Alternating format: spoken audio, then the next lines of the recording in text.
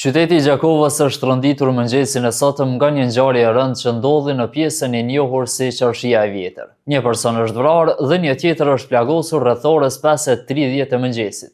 Sipas informacioneve të para, viktima në këtë rast është Rasim Binakaj, 38 vjeçar, ndërsa i plagosur në këtë rast ka mbetur edhe një person tjetër, 29 vjeçar. I njëjti u plagos në krahëror dhe është dërguar për trajtim të mëtutjeshëm mjekësor.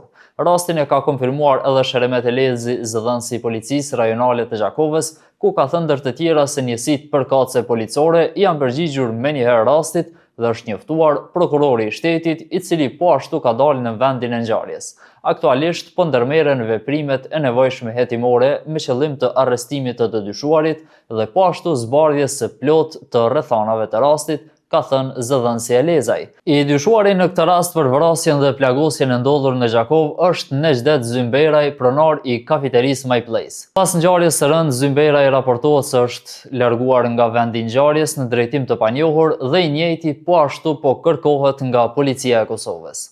Motivet e rastit ende janë të paqarta, derisa është bërë e ditur se pronari i lokalit vrau klientin derisa kishte hyrë në lokal, kurse nga prokuroria e Gjakovës thanë për lajmin se trupi i pajet do të dërgohet në Institutin e Mjekësisë Ligjore, derisa personi dyshimt është identifikuar, por është në arrati dhe po kërkohet nga policia e Kosovës.